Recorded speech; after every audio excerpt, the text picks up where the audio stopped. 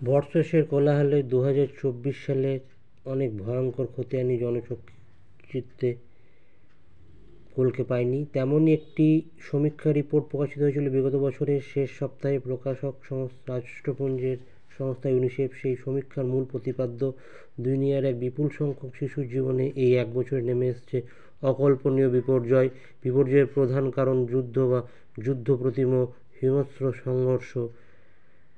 কেবল দুর্ভাগা Palestine এবং Ukraine নয়, বিশ্বের নানা অঞ্চলে নানা ধরনের সংঘাতের শিকার হয়েছেন যে অগণন নাগরিক, তাদের একটি বিরাট অংশ শিশু। তবে শুধু যুদ্ধে নয়, তার সঙ্গে যুক্ত হয়েছে প্রকৃতি পরিবেশের ক্ষয়ক্ষতির ফলে এবং অন্য নানা কারণে দুর্ভিক্ষ, উচ্ছেদ ইত্যাদি সংকট এবং তীব্র থেকে তীব্রতর দারিদ্র্য। সব মিলিয়ে হাজার হাজার শিশু অনাহত, হতাহত, লক্ষ লক্ষ দেশ ছাড়া অথবা ঘর ছাড়া, কোটি কোটি অন্নহীন, বস্ত্রহীন, আচ্ছাদনহীন নরকে নিক্ষিপ্ত হয়েছে। শিক্ষার সুযোগ দূরস্থান, জীবনের ন্যূনতম সংসাধন এবং নিরাপত্তাও তাদের কাছে বিলাসিতা। একটি হিসাবে প্রায় 1/5 সংখ্যার হিসাবে 50 কোটি শিশু কোনো না কোনোভাবে বিপন্ন। বলা নিষ্প্রয়োজন, এই বিপদ 2024 সালে শুরু হয়নি, শেষও হয়নি। মহাযুদ্ধের পর থেকে কোনো একটি বছরে এত শিশু এতটা সংকটে পড়েনি। সেই হিসাবে গত বছরটি ঐতিহাসিক বটে, কিন্তু নবাগত বছরটিতে সেই রেকর্ড যে ভেঙে যাবে না তার কিছুমাত্র ভরসা নেই।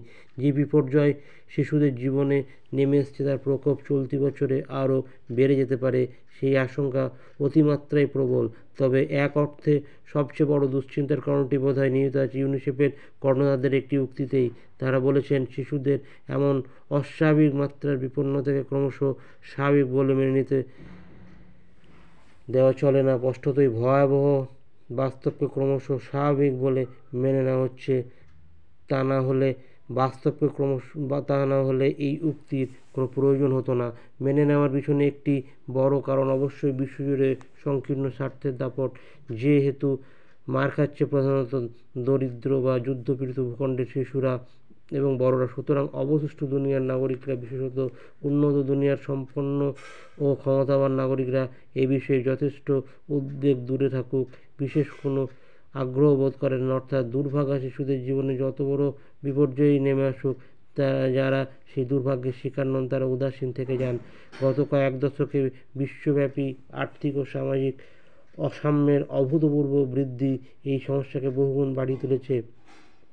কেবল আজকের সমস্যা নয়, গভীর সমস্যায় আকীর্ণ হচ্ছে আগামী প্রজন্মগুলি। শিশুরাই দেশের ভবিষ্যৎ, এই কথাটি বহু ব্যবহারে জীর্ণ হয়েছে, কিন্তু কথাটির প্রকৃত অর্থ সুদূরপ্রসারী। দেশে দেশে শিশুদের এক বিরাট অংশ যদি পুষ্টিহীন, স্বাস্থ্যহীন, শিক্ষাহীন এবং সমস্ত রকমের নিরাপত্তা থেকে বঞ্চিত জীবন কাটাতে বাধ্য হন, তবে কেবল তাদের ভবিষ্যতে অন্ধকার নয়, সেই অন্ধকার সমাজকেও গ্রাস করতে বাধ্য। বিশ্বায়িত পৃথিবীতে সেই সমাজের পরিধি দেশ বা কালের খণ্ডিতে পুরোপুরি আবদ্ধ থাকবে না, সেই সত্য সুস্পষ্ট। বস্তুত কোটি কোটি শিশুর এই বিপন্নতা এবং অনিশ্চয়তা বিশ্বের এক বিরাট অংশে অস্থিরতা, অশান্তির পরিবেশকে আরও জটিল করে তুলেছে। সংঘাত ও সংঘর্ষ আরও বেশি উত্তেজিত হবে অবশ্যই, তার ফলে আরও বহু শিশুর জীবন বিপন্ন, বিপর্যস্ত হবে। অর্থাৎ এক ভয়াবহ দুষ্টচক্র।